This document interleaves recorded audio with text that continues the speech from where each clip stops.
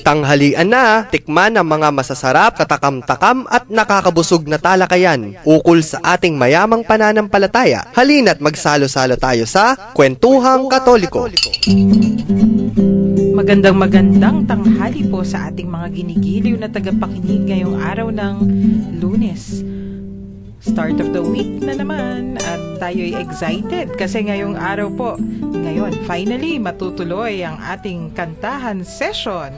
Ito po si Karen sa ngalan ng Commission on Catechesis ng Archdiocese of San Fernando para po sa Kwentuhang Katoliko sa 91.9 Bright FM. Ito po si DJ Father Joel, nagbabalik tuwing Lunes tayo ay nagkakantahan. At nato na naman ang inyong number one keyboardist, ang inyong Satch. Number one keyboardist talaga. Number one ngayon, sa studio ngayon. Dahil mag-isa lang siya. Mag-isa nga naman siya. Wala naman akong kukontra dyan. Yes. Ayan. Last week kasi, maulan, hindi nakatawid sa sapang sa Tete Baluyot si Satch. Hindi nakapag-swimming. Sasabihin ko Sunday nakakaway. Nakapag-swimming. Hindi nakalangoy. Pero take note, nag-brown out nun. Kaya yung mga nagte-text sa atin, anong nangyari sa inyo? Bakit naputol? Kaming dalawa ni Father Pep, parang kumontra yung panahon eh. Naputol yung usapan, no? Oo. Pero, ang daming tanong. Inabutan pa namin yun eh. Nung pag-abot namin sa Barkadahan kay Kristo. May mga tinatanong sila. Una, bakit daw madalang na lang gamitin yung mga choir loft ngayon? Oo. Actually, ang proper na placement po ng mga choir ay talaga doon sa choir loft. Kaya nga ang tawag is the choir loft. Pero siguro, dahil masyado silang malayo sa pare at gusto ng pare, siya din ay in constant connection sa mga choir. Kaya nga, binaba nila, nilapit nila doon sa malapit sa sanctuary, yung mga iba nga kinabit sa sanctuary, doon sa side kung talagang maluwag yung sanctuary, At siguro it is also dahil kulang yung sound system, yung hindi ganun talaga kalakas yung sound system dahil pag hindi maayos sound system ng simbahan, pag malayo yung choir, hindi nila naririnig, so yung coordination medyo nagkakaroon ng problema. Kaya nga siguro nilapit nila. Pero ngayon naman siguro sa technology natin, kamukha sa cathedral po, binalik namin yung mga choir doon sa choir loft kahit nandun sila na sa taas, kasi yung po mga choir loft, lalong-lalo na mga matatandang simbahan, they have been designed in a way na kahit walang microphone ng mga speaker, maririnig yung mga choir dahil yung ang design ng ating simbahan, di ba? Acoustically designed for that. Ibig sabihin, may amplification kagad yan eh. Yes. Magandang experience siya nung namatay yung power of supply sa gitna ng misa. Tumutugtog ako ng holy, biglang bag. Ayun. Oo, namatay. So ginawa ko, lumapit ako dun sa railings. Then I projected the voice. Makanta pa rin naman mga tao, didig pa rin naman.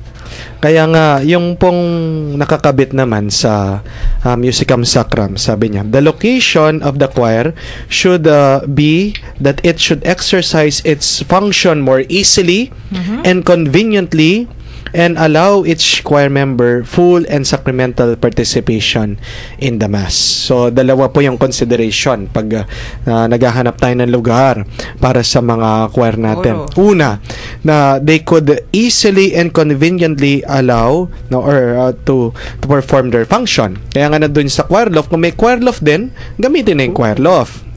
Pero kung bagong simbahan, walang choir loft, ay wag na po tayo papagawa ng choir loft. Baka kasi yung mga nakikinig natin mga choir ngayon, sasabihin lang, dapat pala sa choir loft, walang choir loft yung ating simbahan, pagawa tayo ng choir loft. No. Kung wala pong choir loft, it's okay, no? Pero kung may choir loft din, yung no? sa taas among, no? Oh, yung nandun sa taas, usually, yung lumang simbahan, yung mga choir loft, yan po yung sa mga bata ngayon, no? Yung mga mukhang balcony. Oo, yun dun yung balcony. sa taas ng main door. So, akala natin, pang balcony yun na mala Romeo and Juliet yung drama, hindi. Parang sinihan lang nandun sa balcony sa taas di ba? Doon ba yung mga mas mahal yung mga bayad sa misa? Ganun, no? Pero may purpose po yun. Kaya nandun sa taas para yung voice ng choir could be projected, no? Ito ay maririnig na lahat ng mga tao hanggang sa sanctuary. At tinubukan na po namin yan dito sa katedral, no? Kahit na walang speaker, wala yung mga microphone, kahit na basta't lakasan lang nila yung kanilang pagkakanta, kahit dun sa sacristy, dinig na dinig. Actually, yung mga lumang simbahan naman talaga, nung panahon ng mga ninuno natin, wala naman, di ba? Yun, sabi nga ni Among Joel, wala naman talagang microphone at walang sound system. Pero yung mga koro nila, bilib ka. Kasi kung minsan, solo such, di ba? Pero kayang i-amplify sa haba ng nave ng simbahan. Imaginein mo yung cathedral. O imaginein mo yung Manila Cathedral. Yes. Nandun sila sa choir loft din, no? At yun nga po yung unang consideration. They can easily and conveniently perform their function. Pero secondly, sabi niya, allow each member full sacramental participation in the Mass. Minsan po ito yung danger sa mga choir. Kala nila sila'y nagper-perform, no? Pag nandun sila sa harap, no? Kaya nga very, very proud sila, nagpapa-impress. That's well and good. Kailangan naman natin yung the choir to become the best, no? Yung maging malakas yung kanilang boses, no? Pero yun po yung danger. Pag ang choir ay puro performance lang, nawawala yung participation doon sa misa, no? Yung participation po nila kasama yung kanilang pagkakanta. But after singing, pagkatapos ng pagkakanta, dapat sila din ay kasama ng komunidad na nagdadasal, no? Pero may danger din yung mga choir na nandun sa choir loft kasi dahil hindi mo sila nakikita, ayun, may kumakain, may nagte-text, no? Merong may tumatawag, lalo na doon po sa choir loft dito sa katedral, no? Pupunta lang sila doon sa belfry, makakapagtago na sila, magkwentuhan. Minsan pa sa may hagdanan pa yon. Oo, magtatago, may nagliligawan, yung ganon, no? Yun lang yung danger dahil malayo sila. Pero I think kung ikaw ay tapat na nagsaserve sa simbahan, I think it really needs a certain level of maturity already. Dapat diba? may self-discipline tayo. May disiplina na. Kaya ikaw ay nando doon dahil nagsaserve ka, hindi lang para magkanta o tapos na yung ano ko, mamaya na lang ako. Kahit nga and I think it is hindi naman actually panay na sure na pag malapit sila sa sanctuary ay sila magiging active participants na misa. Kasi nakakalungkot nung kami dumating dito po sa katedral, no, nandun na sa halos harap yung pong gumawa sila ng place para sa choir, but after singing, pag nag-homily, nakikita po namin that some choir members ay lalabas at maninigarilyo. No? May mga iba na nandun sila doon sa place ng choir, nandun sila sa harap, no? Nakikita sila mga tao, pero hindi nakikinig ng homily, nagte-text. Meron din umiinom ng soft drinks, no? Meron din kumakain ng candy, di ba? No? Kaya nga hindi automatic na pag ikaw ay malapit sa sanctuaryo, malapit sa pare o malapit doon sa altar, that you would actively participate in the Mass. So ito po ang I think reminder, no? Ang choir loft, kahit na nandun siya sa taas, no, it helps in facilitating, tinutulungan yung functionality ng pagkakanta ng mga choir, no? And they are still active participants, no? Nasa kanila 'yon, nandoon sa kalooban nila, no? Doon sa disposition nila, no? Ang ginagawa nga namin sa mga EMDC po namin, we instructed them, no? Inutusan namin na after giving communion to the people, meron pong isa naka-assign papanik talaga para makapag-communion, makatanggap ng mabanal na communion itong mga choir, no? So, kung meron po tayong choir loft, gamitin po natin, no? Magpatulong po tayo sa ating parish priest na ayusin yung sound system, magkaroon ng monitor doon para nagkakarinigan, no? Ako, I am very happy to note, no, sa Minalin, ako po ay nagmimisa din doon, na nakita ko po yung kanilang choir na they move out from the side of the altar, pumanik na, ginamit na nila yung choir loft. Good. Congratulations po dito sa Santa Monica Parish na Minalin, at binabati ko po ang ating mga tagapakinig, no, diyan sa parokya ng Santa Monica Minalin. May among yung part ng sagot kung minsan, pag yung congregation daw, kunwari, weekdays, konti yung nagsisimba, kung may koro, dun sila sa baba, para compact nga naman yung mga tao. Ngayon, pag Sundays, maraming tao or special occasions, kailangan ng espasyo talaga, aakyat yung koro. So, either way, ganun yung explanation ng iba. Pero naku, ang ganda ng ating kwentuhan sa simula pa lang, no? Wala pang kantahan yan sa ating texters po, sa ating listeners. Kung nais po ninyong mag-text sa amin ng inyong mga tanong, ng inyong mga kwento, pakipadala po sa mga numerong ito. Sa smart subscribers po, 0918-351-8282. That's 0918-351-8282. At sa ating mga Globe subscribers, 0917-363-3738, 0917-363-3738. Text po kayo. Yes. Okay. Sasagutan po ni Nasach at Among Joel. DJ Among Joel. DJ Among Joel na talaga eh. Pero nakakita ka ba ng DJ na kumakanta? hindi siya yung nagpe-play eh. Siya yung kumakanta talaga. Kulang na lang tayo rapper eh. Oo.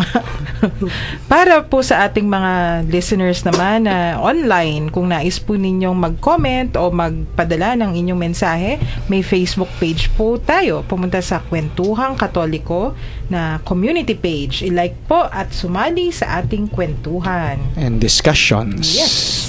Ayan. Ano yung una nating kakantahin for today? Itutuloy ang ating discussion, no? Opo. So, ito po yung mga series ng ating kwentuhan o usapan. Nag-umpisa tayo sa mga liturgical musics. Ano dapat yung piliin, appropriate sa misa, no? And I think no mga last time na nandito po kami ni Brother Satch, no?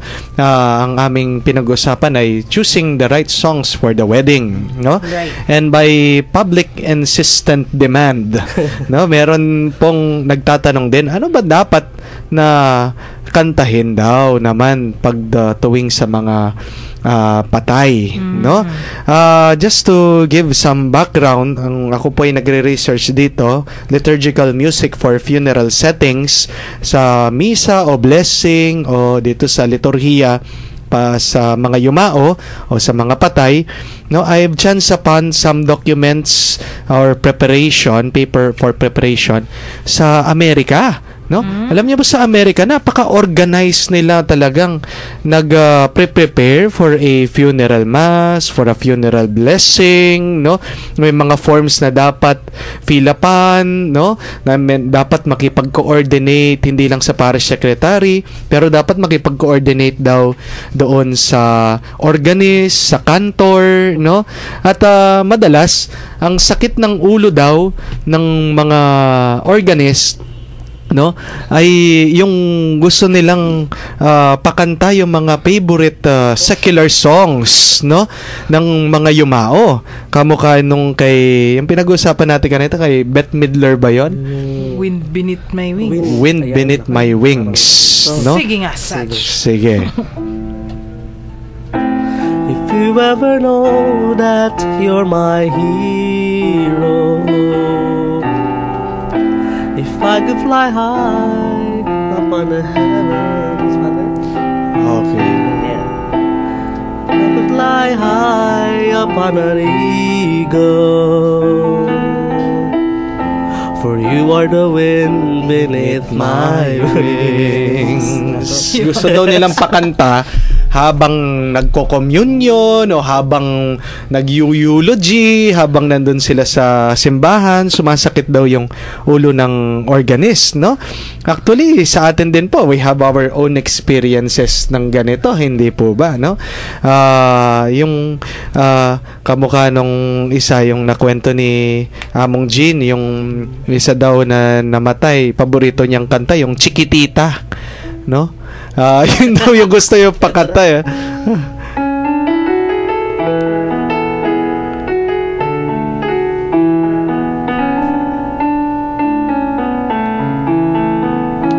Chiquitita, tell me what's wrong.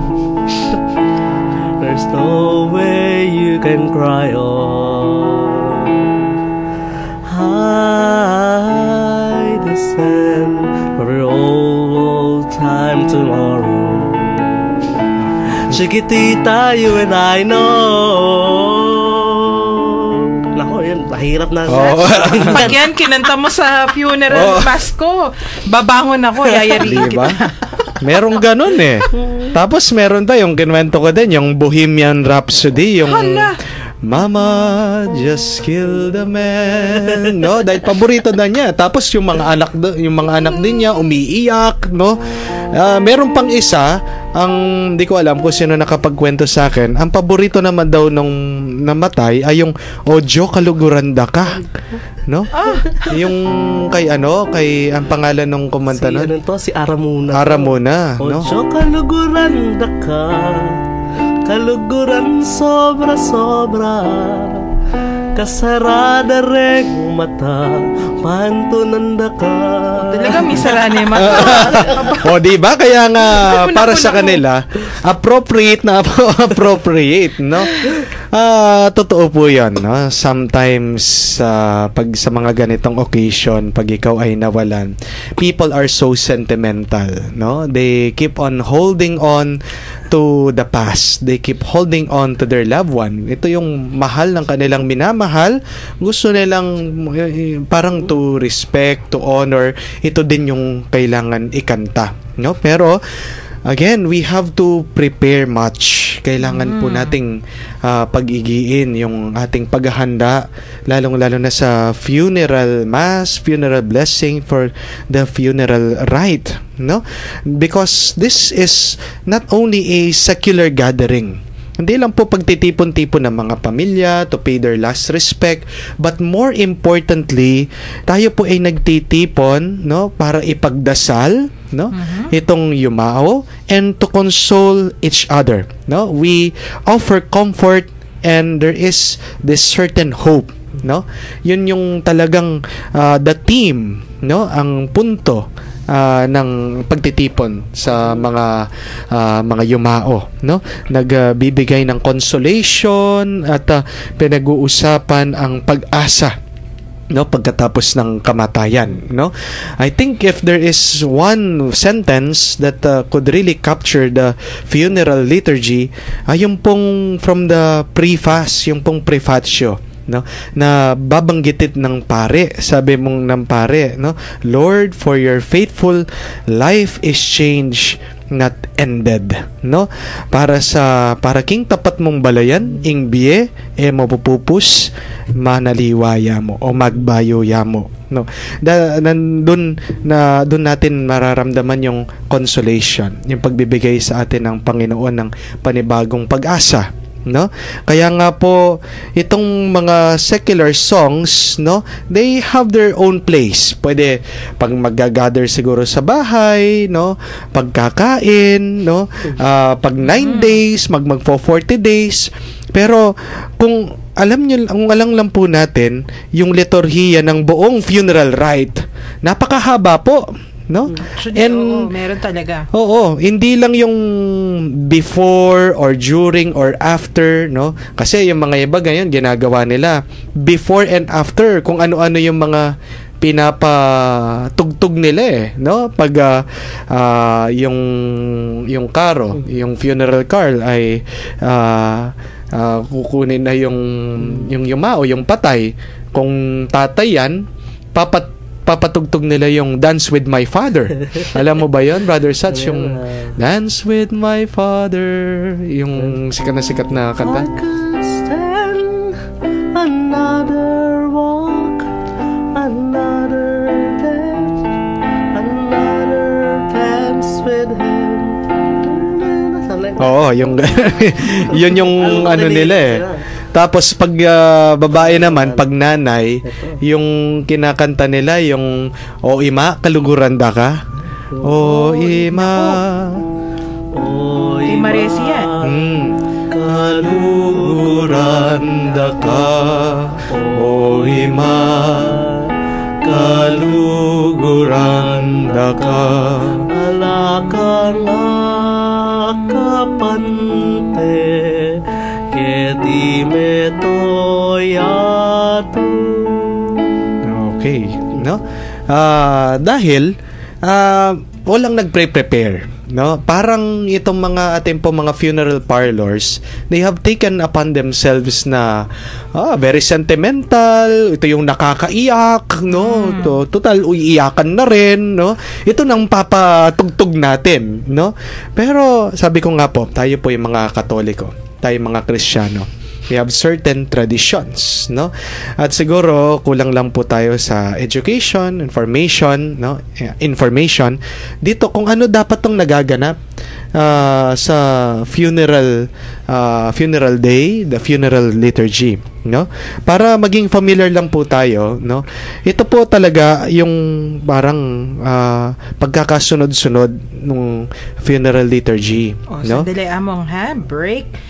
Babalikan natin. Yung una na kinanta natin, yun yung mga hindi maaring kantahin habang nasa liturgy pa tayo. So yun, yung sabi nyo nga kanina, pwedeng kantahin kapag nasa labas na, siguro nagkakainan na o nag-goodbye na sa bahay. O pwede din naman kung yung mga magna 9-day event, ayan, o 40 days. So ngayon, yung kakantahin natin, yung mga dapat na kinakanta. Kasi yung pong mga secular songs na ito, they are inappropriate. Dahil ang funeral liturgy, again, tayo po ay nagtitipon sa pagdarasal, pananalangin for a greater sanctification, pagpapabanal ng ating mga sarili, at pagpupuri sa Diyos, no? Ito pa na yung trust, no? Ng liturhiya, no? For greater sanctification and glorification of God, no? Nabanggit ko nga, alam niyo po, sabi ko nga, kung malalaman lang natin, kung malalaman lang ng mga namatayan, no? Kung ano dapat ang pagkakasunod-sunod ng funeral liturgy, ay napakaganda. It is very beautiful, no? At kailangan ng preparation dyan. And each and along the way, pwede po natin lagyan ng musika. At mamaya, napakarami po naming suggestion, no, ni Brother Sachi na mga anong klaseng musika, no, na liturgical, sacred songs na pwede natin i-infuse, to pwede nating ipasok dito sa liturhiya ng mga yumao, no? Funeral rite, no? Ito pong funeral rite na nakita ko sa amin pong mga pare, may collection of rites kami. Meron pong for adults at meron pong for deceased children, no? Yes. Dalawa, at no? Iba yung kapag pari yung namatay, may sariling rito din. Pero it's the same pagkakasunod-sunod, no? Actually, kung titingnan po natin, 3 po yung istasyon, no? ng patay o ng yumao. There are 3 funeral stations. The first station is in the home of the deceased. Doon po sa bahay, no, ng yumao. Doon mag-uumpisa, no? Ang pangalawa po na istasyon ay doon sa mismong simbahan. Funeral station in the church. At within the church, there is an option na pwede tayong magmisa with the funeral blessing, o pwede nating gawin lang yung funeral rite, no, blessing ng yumao.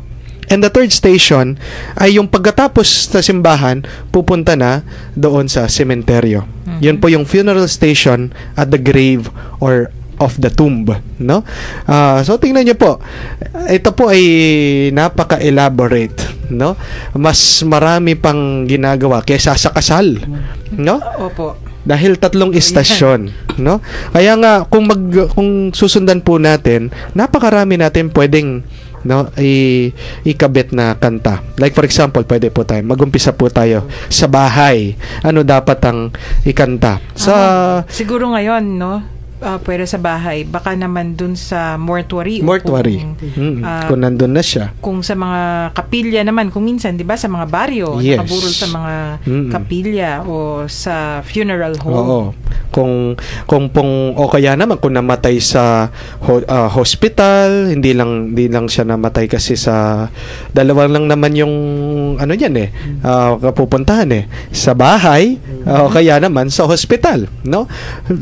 Doon sa pagkamatay pa lang, we could suggest na ikanta po natin yung Para Karela, no? Ito po yung kapangpangan na pwedeng entrance o pagsimula na kanta na napakaganda, ginawa po ni Monsignor Gregorio Canlas, no?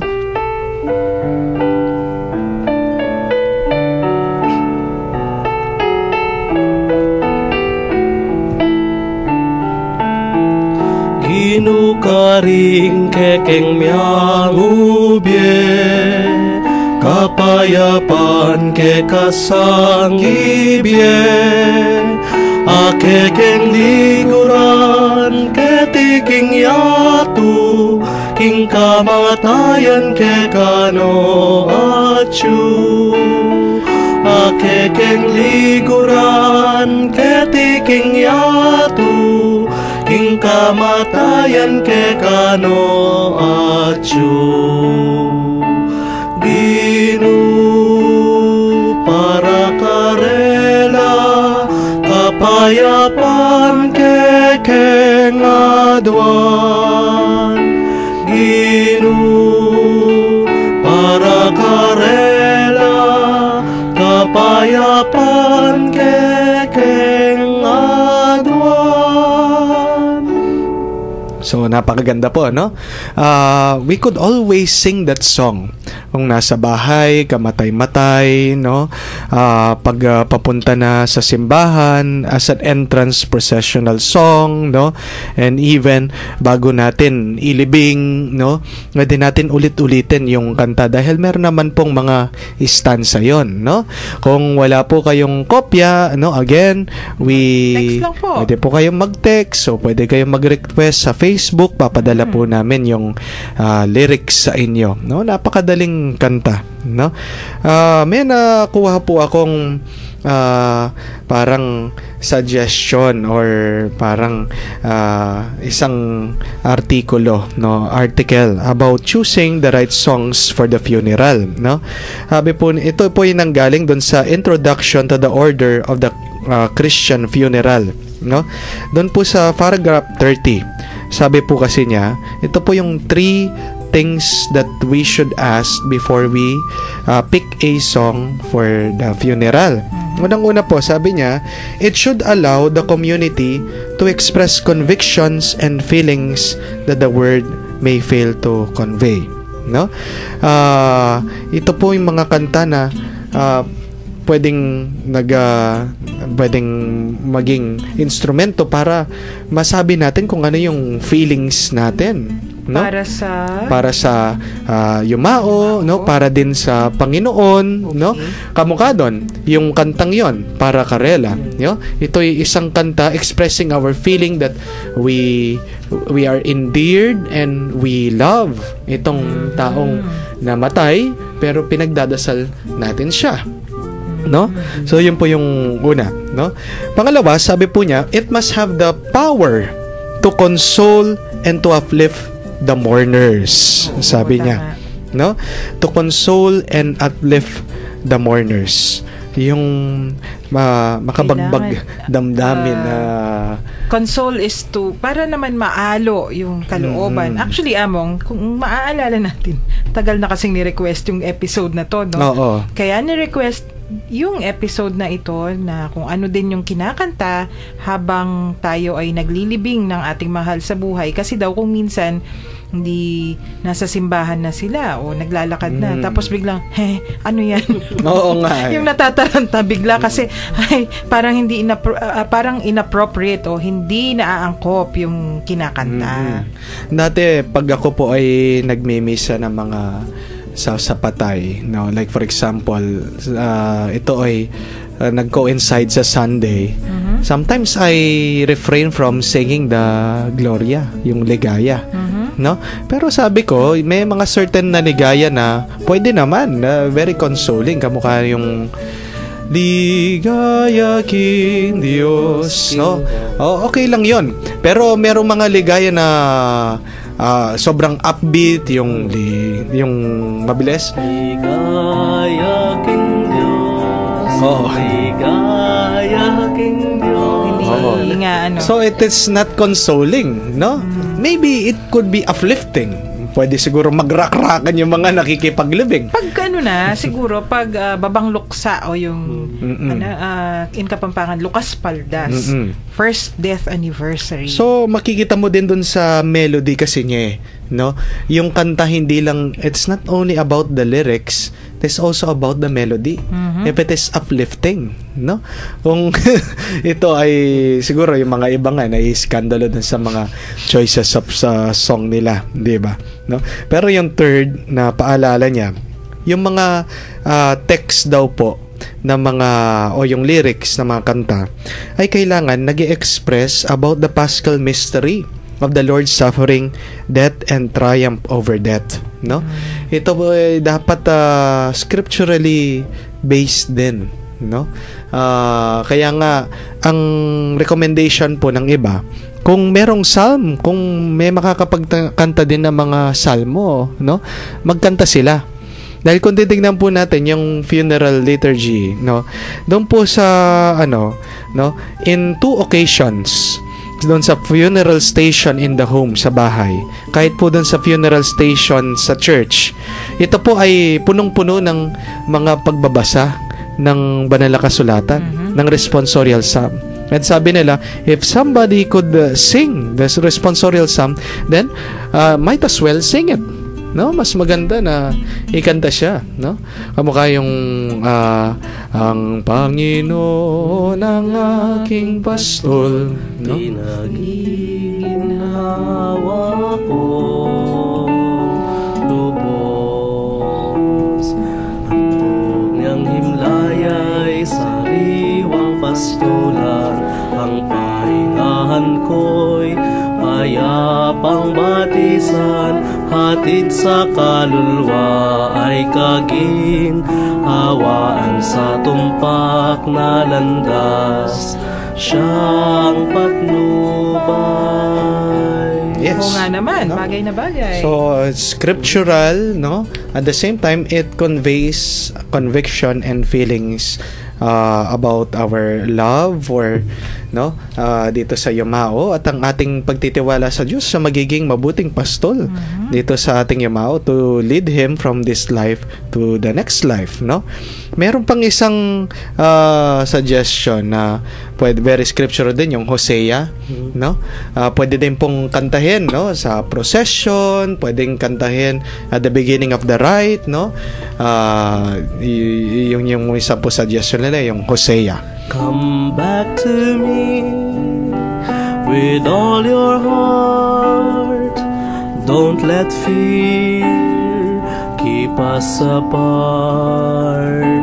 Trees do bend, though straight and tall, so must we to others call.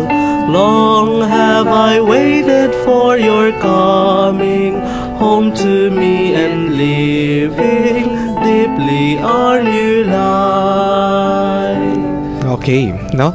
Ito pong mga ito ay pwede nating kantahin, no, habang nagproprosesyon, no, or the beginning of the mass, no. Nasabi ko po kanina, there are 3 stations, no, for the funeral rite.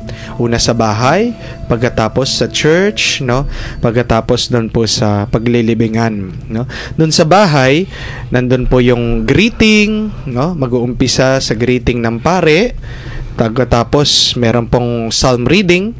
Tapos meron pong napaka-importante doon yung prayer for the deceased and prayer for the mourners, no? Even after noon po, pagkatapos na pinagdasal doon sa bahay bago aalisin, no? At pagkatapos na pinagdasal yung mga namatayan, a choir or cantors could sing a song. Pwede po yung suggest namin, yung Shelter Me, O God.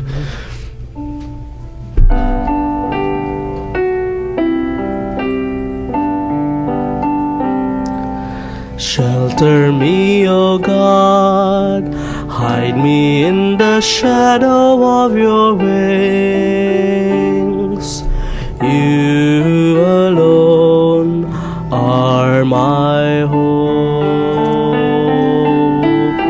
When my foes surround me, lift me high above their reach.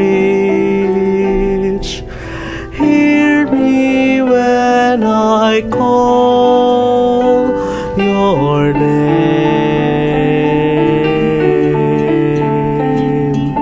Shelter me, O God, hide me in the shadow of your wings.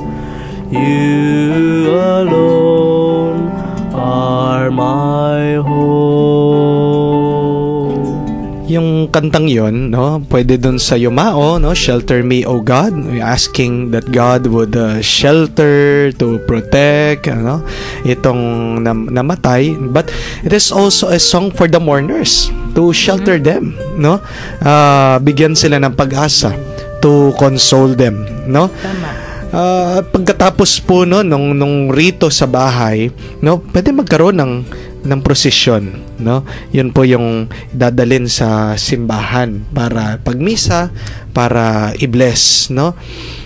Ngayon po medyo ito po ay nawawala na dahil sino-shortcut, nagmamadali. May mga iba gusto lang nila sa bahay na tapos diretso na sa simbahan, no? Nakakalungkot, no? Kamukha po nung isang kaso, no?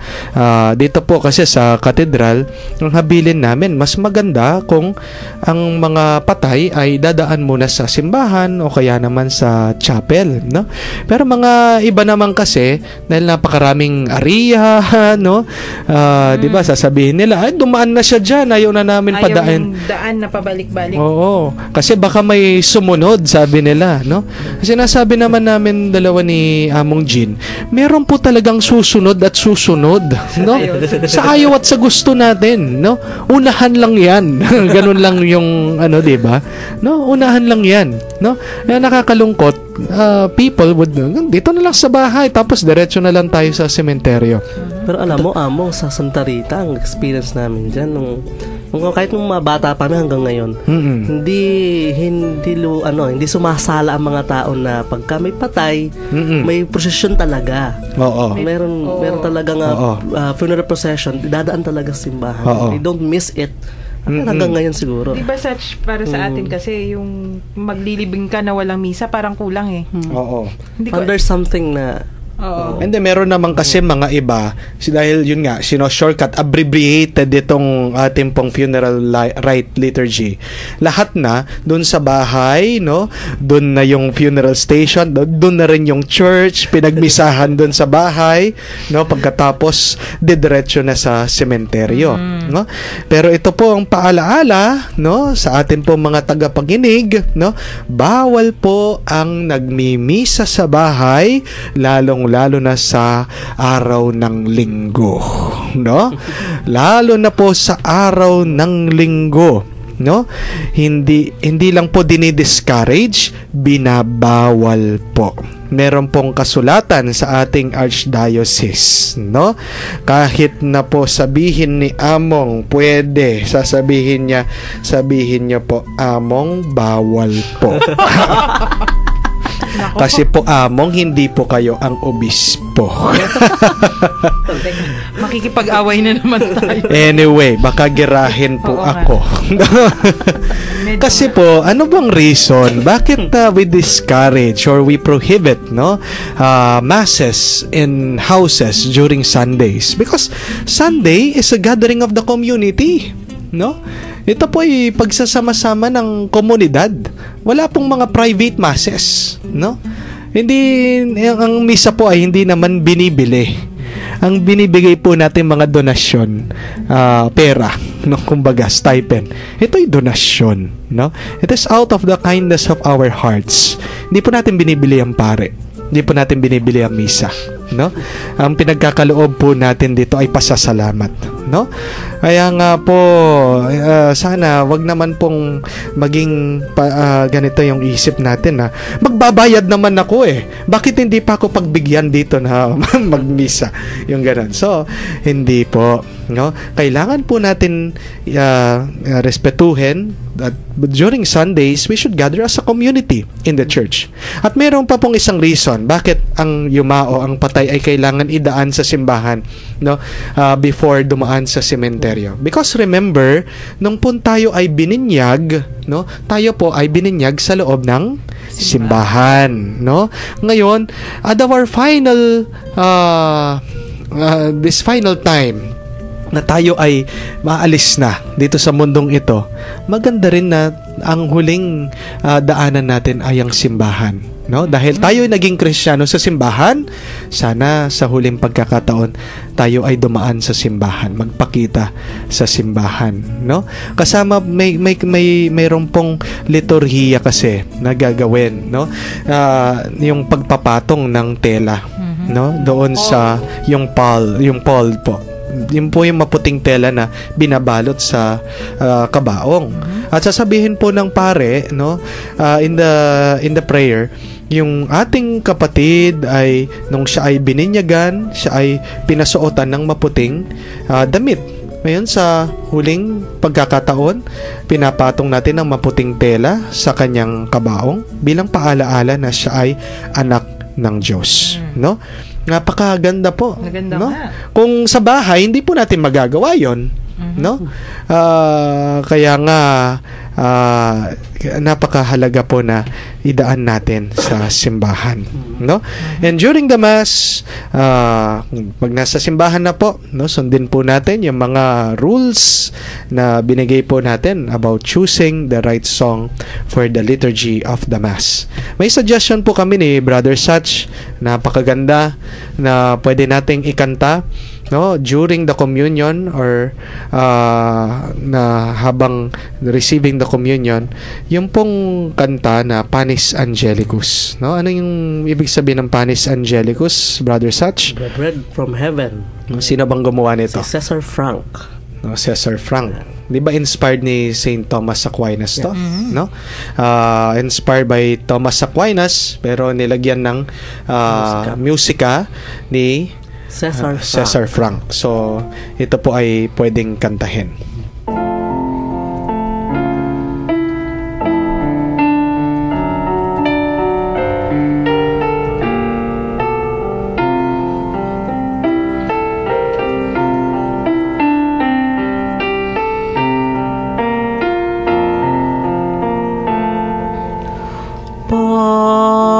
Panis Angelicus, fit panis hominum,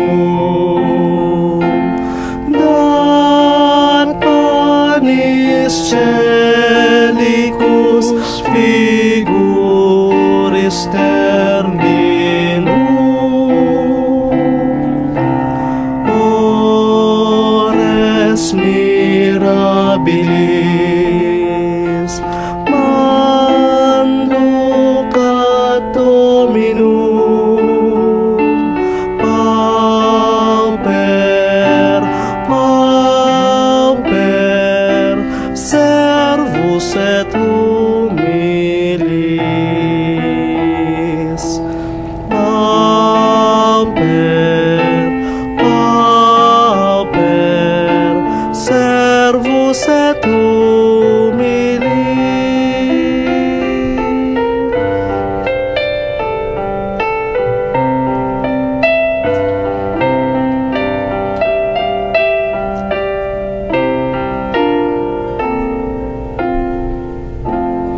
Okay, no, napakaganda po. Bread from Heaven, Panis Angelicus, no.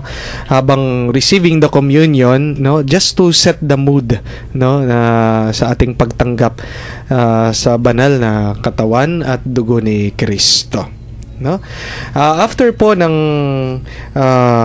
misa, no, nandun po yung final commendation and farewell, no? Pagdadasal ang yumao, i-bless ng pare, no? Makikisama yung kanyang pamilya, i-bless din po yung kabaong, no, yung kanyang katawan, no? And usually after nun po sa atin mga kapangpangan, alam na alam ang national anthem ng mga patay, no? Ay yung idalada ka sana. Naku, mukhang namatay ang ating namatay. Ayun.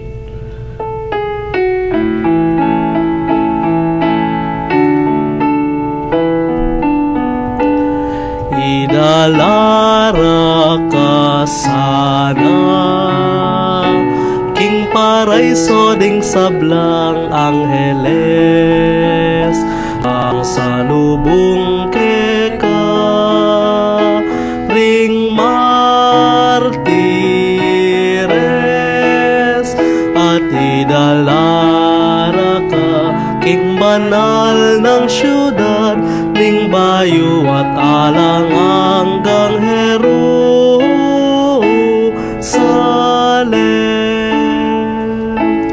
Okay, no, ito po ay kantang ginawa ni Monsignor Gregorio Canlas, no? And I think sa atin very unique na meron tayong ganitong kanta, kasi ako ay nagmisa na din ng Tagalog. Walang kinakanta mga Tagalog sa Latin ito yung In Paradisum. Yung In Paradisum deducante angeli. Oo. Yung mga ibang, hindi ko lang alam kung may mga sa Ilocano meron din silang kinakanta for the final song, no? Pero po sa I think sa mga Tagalog wala po sila. No? Kaya nga hindi natin alam. Oo. Hindi rin common. Kaya tinatanong ko nung minsan si Brother Sats, nagkukwentuhan kami, anong kinakanta sa mga pagtagalog sila, no? Wala. Wala rin ako maalala. So pagkatapos ng misa, tapos na, alisin na lang, no? Yung recessional na. Oo. Usually, yung recessional, yung ginagamit nila kay Father Manuling nga, hindi kita malilimutan, na no? Hindi naman dapat. Hindi kita malilimutan, hindi kita pababayaan, sanggol sa kanyang sinapupunan, paano niya talikdan, hindi kita malilimutan, kailan may di pababayaan. Again, paalaala po, itong kinompose ni Father Manuling, it was not really meant, no, for funeral masses or blessing, no? Kwento mo nga sa Sister Karen yung ano yung naging reaction ni Father Manuling. Si Father Manuling po yung nag-compose nung song. Bata pa siya nung kinompose yan, high school pa lang yata. It was meant for Lent. So, nung ginagamit nila yon for that purpose, di ba? Tapos, kung minsan, pag may school event sila na may, let's say, recollection o service na anong tawag dito? When you go to confession, yung penitential service. Penitential service. May mga ganyan na events sa school. Tapos, nung narinig daw sa funeral, di syempre biglang, bakit yan dyan kinakanta? Kaya nga, bigla siyang na-shock, no? Kaya nga po, there are other songs na pwede po nating kantahin, no? Actually, yung mga ibang songs po na kinanta natin, like for example, Hosea, is also being sung during Lent, no? Pero pwede po natin siyang i-apply din, no? Kamukha nung isa pa pong example, yung Magbalik na Kakanako. It is a song that is also sung during Lenten season, no?